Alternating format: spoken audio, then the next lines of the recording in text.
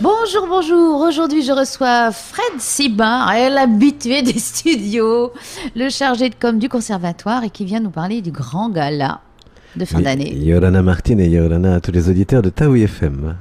Alors, encore. Alors, c'est un grand gala. Mais vous n'arrêtez pas. Ben non, on n'arrête pas, bien que le gala signe un petit peu la fin des activités pédagogiques du conservatoire. On a eu cette année, si ma mémoire est bonne, 22 concerts et galas. On a battu notre record. On termine en beauté avec ce gala, mais c'est pas tout à fait fini parce que juste après, nous passerons à l'épisode du Marae, puisqu'on anime ce Marae cette année avec la troupe de Coco Ota Ota, Tema Eva. Ça, ce sera chaque samedi de juillet au Marae Araurau, mais on en parlera un peu plus tard. Mais vous allez jouer au Marais?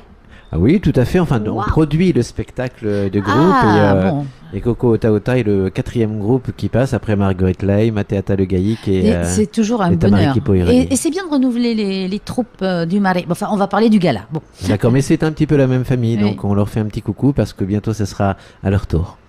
Alors, ce gala. Alors ce gala, eh bien c'est l'une des plus grandes fêtes qui soit destinée aux arts traditionnels. C'est d'ailleurs la fête de la section des arts traditionnels du conservatoire. On a cette année 934 élèves qui suivent les différentes disciplines qu'on y enseigne. Et je pense que pour le 10 juin, le samedi 10 juin à 18h, on en aura 800 sur la piste et c'est quelque chose d'assez exceptionnel en nombre.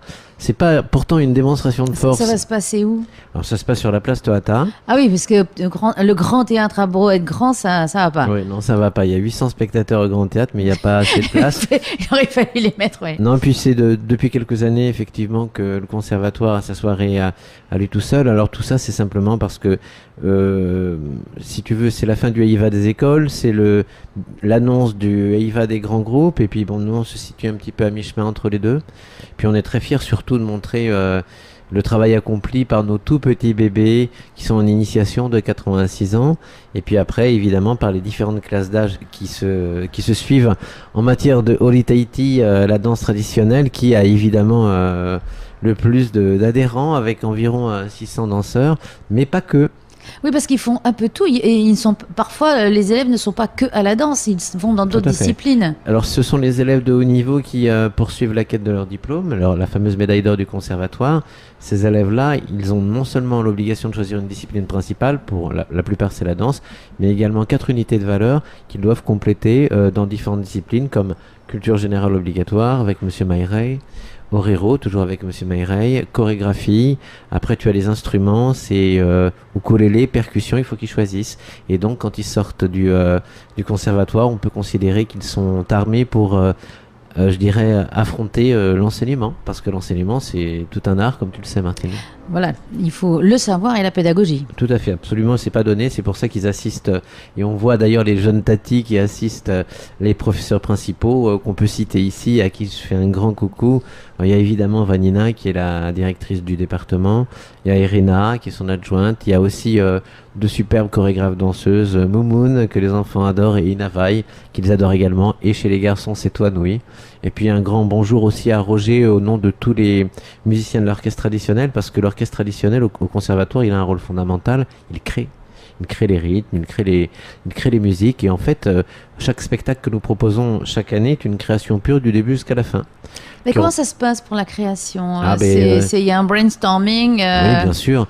Le brainstorming qui commence déjà dès la fin de cette année, juin, juillet, histoire oui, à peine le 10 juin terminé, Voilà, le 11, ça y est, ils s'y remettent. On va dire ça comme ça. C'est le nerf de la guerre, c'est la clé du succès, c'est qu'ils travaillent, et puis après il y a des échanges avec le directeur. Il y a parfois des thèmes qui s'imposent. L'année dernière, c'était un thème très historique avec la bataille de deux rois, celle qu'on appelle à tort la bataille de Feipi, la bataille des Narii. Et puis cette année, on va rendre hommage à la transmission du savoir au sein du conservatoire avec tous les professeurs qui se sont succédés pour bien transmettre leurs connaissances, donc pas seulement sur la danse, mais sur les chants. On a un professeur extraordinaire, Mama Yopa, qui avec son jeune adjoint, Tira de Papara, Mike Tessier, que les gens connaissent bien, va réunir un chœur cette année de 250 chanteurs traditionnels, jeunes et moins jeunes. C'est le plus grand chœur de toute la Polynésie. Oui, qui ne sont pas du conservatoire. Si, tous. Ils sont aussi tous Ils du sont tous du conservatoire. conservatoire et ils pratiquent telle et telle activité et on les réunit dans le chœur traditionnel. Parce que dans le chant et dans les différentes catégories de chant, il y a aussi beaucoup de culture à transmettre. C'est la manière dont tel lieu s'appelait, c'est la signification de telle légende, c'est l'histoire de tel héros, etc., etc. Mais ce que je voudrais dire, c'est qu'on a dans ce gala 2 points particuliers. Nos élèves, garçons et filles de haut niveau, disons, et les élèves avancés, vont pour la première fois, enfin peut-être pas la première fois, mais vont de manière très significative présenter un haka. Un haka tahitien.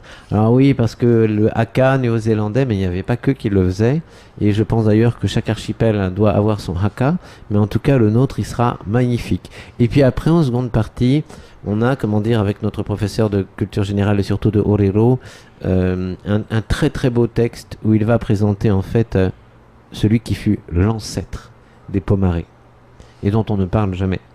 Et donc, il va raconter un petit peu son histoire. Tout ceci nous donne 2 heures de spectacle, un spectacle magnifique. Alors, en tahitien, il va la Oui, raconter bien en sûr, tahitien, bien sûr. mais est-ce qu'il y aura une traduction pour ceux qui Alors, ne on pratiquent pas? on commente en langue française, on explique les grandes lignes. Et puis après, quand même, cette partie-là, le Orero, c'est pas qu'on ne veut pas faire de concessions, mais c'est important pour tout le monde d'entendre surtout la manière qu'il le dit, Oui, qu'il le crée. c'est dans la diction Oui, et qu'on peut comprendre certaines choses. C'est un moment suspendu dans le temps. Évidemment, on expliquera.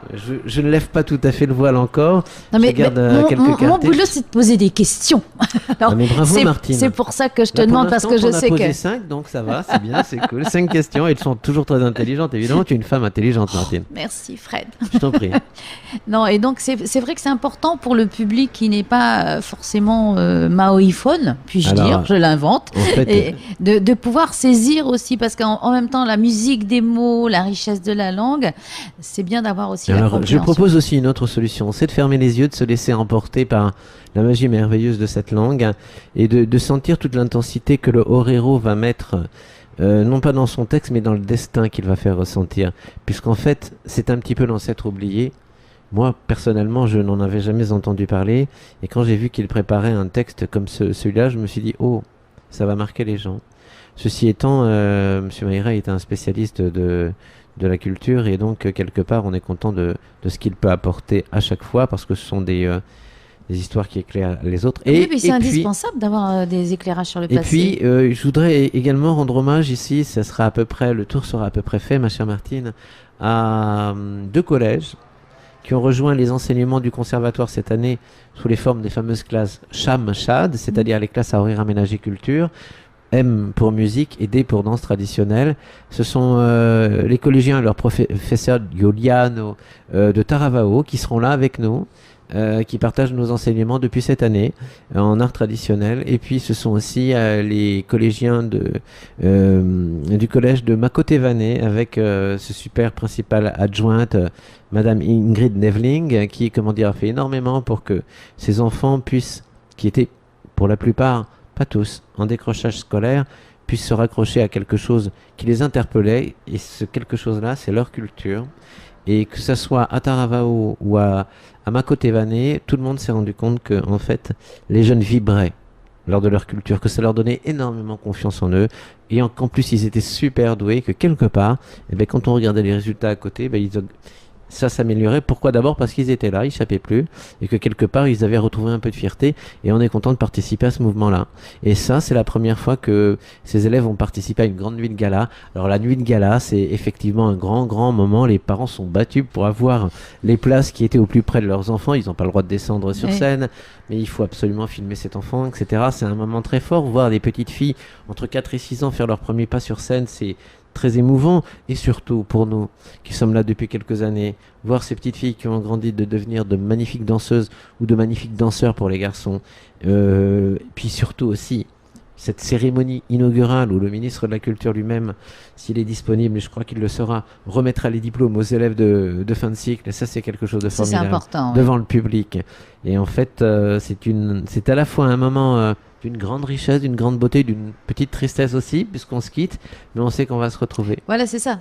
On se quitte, mais on sait qu'il va y avoir un nouveau souffle à la rentrée. Tout à fait. Donc on se donne rendez-vous samedi 10 juin à 18h, place Tohata. Les billets sont en vente chez nos partenaires de la Maison de la Culture et on peut maintenant les acheter en ligne. Donc ça, c'est pratique. C'est pas très cher. Tribune principale, 1500 francs. Tribune latérale, 1000 francs. Et enfants, 500 francs. Oui, c'est pour amener les gens Oui, à la culture et montrer que ça n'est pas gratuit. Voilà, tout à fait. Et puis bon, comment dire, au conservatoire, on sait que nous ne sommes pas là pour créer des différences, mais au contraire, unir la population. Ce sera le mot de la fin.